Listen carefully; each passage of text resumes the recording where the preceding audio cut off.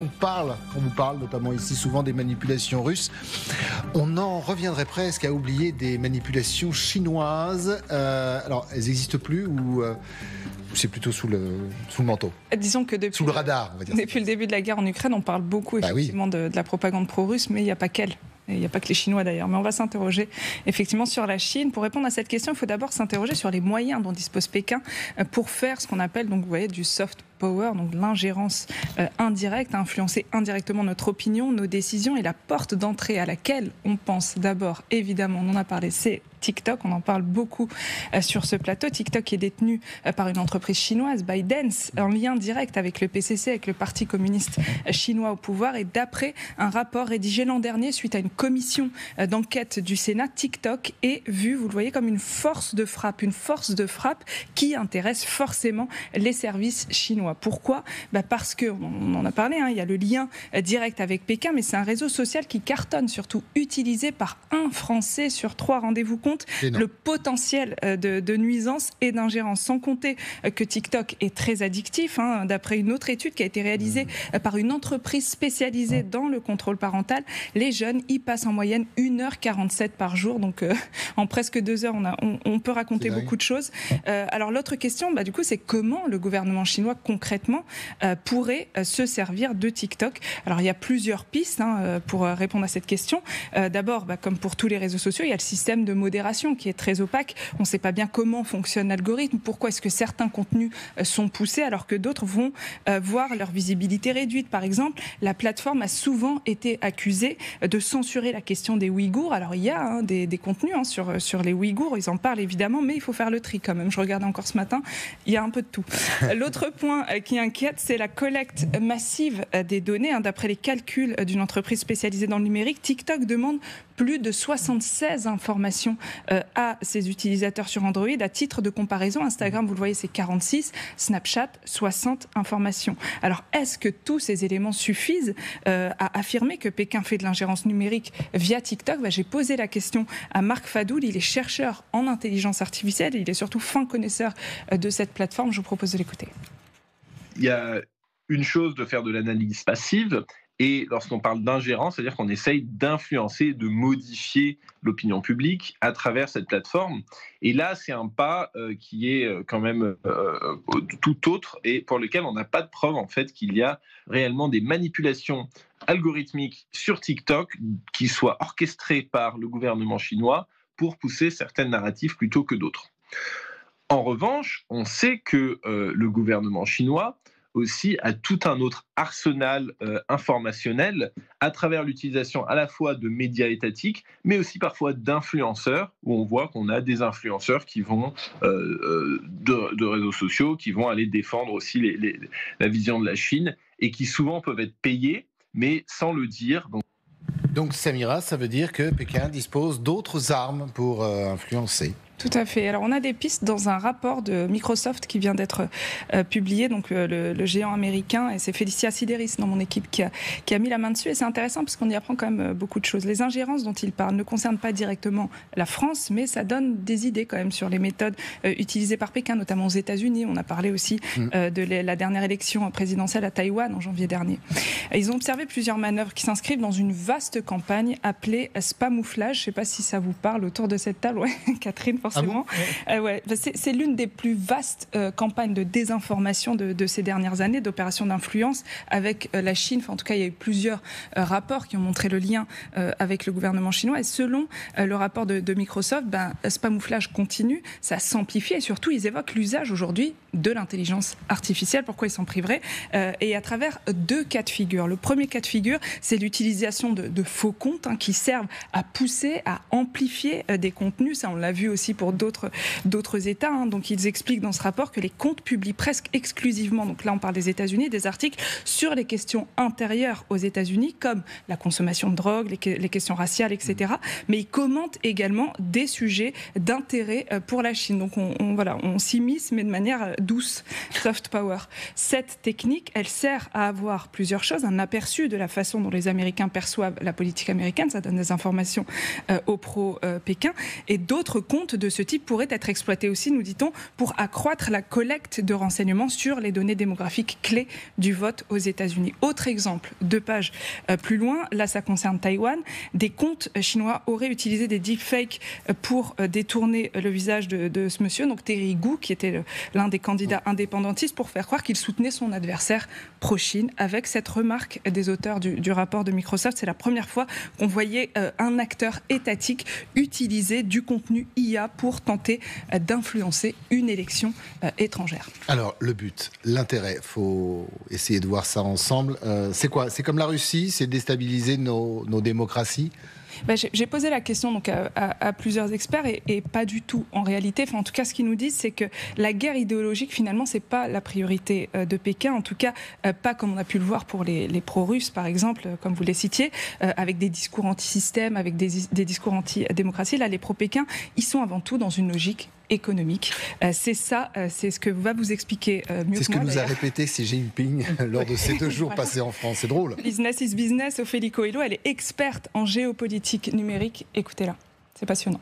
L'importance pour la Chine en Europe, je pense en tout cas, c'est vraiment d'apparaître comme un partenaire commercial, économique, viable. Ils vont aussi essayer du coup de soutenir des acteurs politiques qui sont plutôt pro-Chine, pour leur donner plus la parole, parce que plus on va soutenir des mouvements politiques pro-Chine, plus ces personnes, le jour où ils seront au pouvoir, pourront mettre en place des stratégies, des partenariats avec la Chine, le moment venu.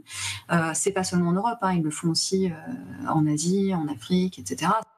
Donc, ils vont donc pousser un narratif qui est pro-Chine, donner une belle image de la Chine et qui va faire disparaître, on le disait tout à l'heure, les sujets fâcheux à travers la modération, la création de contenu aussi. Et en tant que puissance économique, ils vont même aller plus loin. Là aussi, c'est intéressant. Dans certaines régions du monde, et notamment en ce qui nous concerne nous, j'ai lu cette enquête de France Info, de confrères, qui est très intéressante, puisqu'ils ont analysé finalement les mouvements, les luttes d'influence dans les Outre-mer. Et la Chine y figure parmi les acteurs les plus actifs, notamment Nouvelle-Calédonie. Est-ce que vous savez pourquoi la Nouvelle-Calédonie Oui, j'étais en train de vérifier un truc pendant que vous parliez, les batteries électriques des voitures. Le nickel. Il y a du nickel. Le nickel, exactement. Le nickel, c'est l'un des réservoirs mondiaux du nickel, la Nouvelle-Calédonie. Et selon de nombreux experts interrogés dans cet article, l'État chinois cherche à éliminer toute concurrence dans l'exploitation du nickel. Donc là, on est vraiment sur des motivations très concrètes.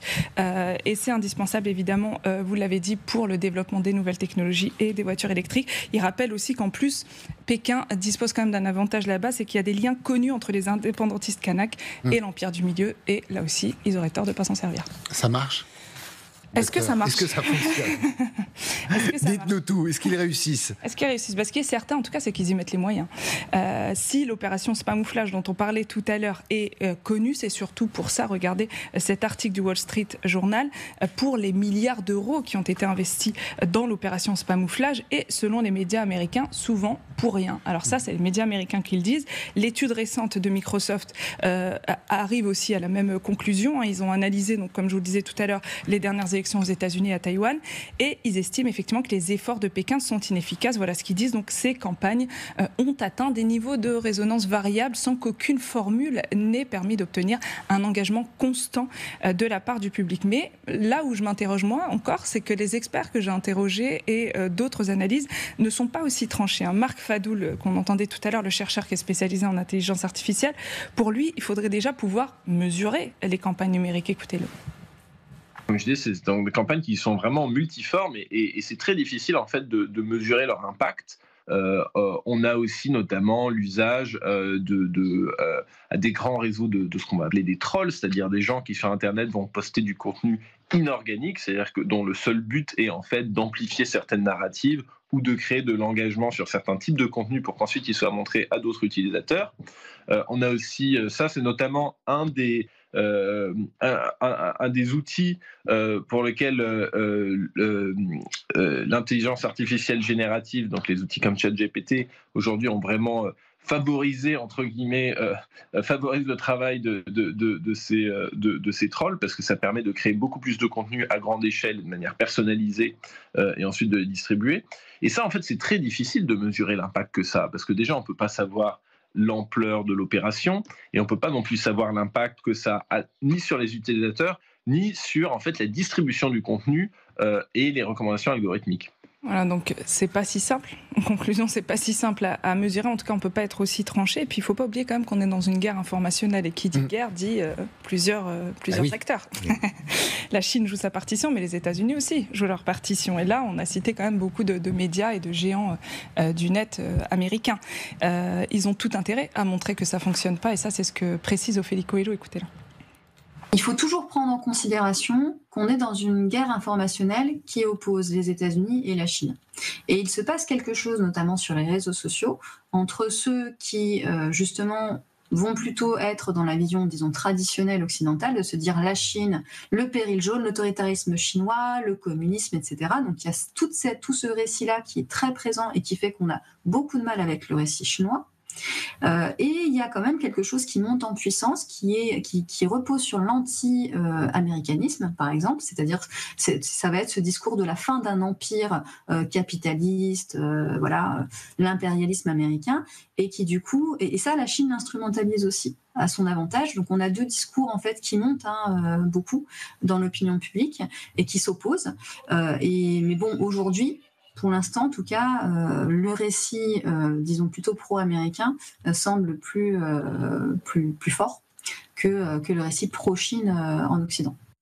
Ce que dit, c'est que nous, en tout cas les utilisateurs occidentaux, vont naturellement plus adhérer du coup au récit pro-américain. La lutte informationnelle, donc vous le voyez, c'est un sujet très complexe. Donc pour répondre à votre question, c'est assez compliqué de mesurer l'impact finalement, parce qu'on a plusieurs puissances qui sont impliquées. Chacun va servir son intérêt, y compris en Occident. C'est génial, j'adore les vérificateurs. Non mais c'est bien à l'aune de ces 2 jours, parce qu'on est quand même très clair que Xi Jinping est venu également pour enfoncer un coin entre la France, l'Europe, l'Occident et les États-Unis au profit de la Chine. Donc on ne va pas se cacher. Donc voilà. Et puis la Chine, il y a un côté un peu coucou. On l'a vu en Afrique, c'est-à-dire que vous arrivez dans un lieu, a priori c'est pour dégager quand même celui qui y était. Et donc voilà. Donc il y a toujours cette forme de propagande, mais ça va avec la politique en fait. Bien sûr. Ça matche très bien avec la réalité de terrain. Oui, mais c'est exactement pour ça. C'est une des armes de la lutte, pour pas dire la guerre, qui s'exerce sur tous les continents, effectivement. Nous, on a été en grande partie, nous, la France, on a eu des problèmes en Afrique. Mais les Russes n'étaient pas très étrangers, comme par hasard, et les Chinois non plus. D'ailleurs, ce qui serait intéressant, je ne sais pas si Samira a la réponse, mais ce serait de savoir s'il y a une coopération entre les Chinois et les Russes sur certains dossiers, justement. Il y a une étude, je vous en avais parlé ici, quand on avait fait un dossier sur TikTok, je ne sais pas si vous vous souvenez, il y a eu un accord, je ne sais pas s'il est tacite d'ailleurs, parce qu'il y a eu des articles là-dessus, qui ont été signés, accords informationnels, sur l'information et sur une sorte de coopération dans les narratifs entre la Russie et la Chine. Et la concurrence, en même temps. En tout cas, de se soutenir. C'est-à-dire que ça ne va pas se faire directement comme ça, de manière grossière. Voilà. Mais l'idée, c'est de dire on laisse passer certains discours, certains contenus, etc. Parce que convergence des luttes, quoi.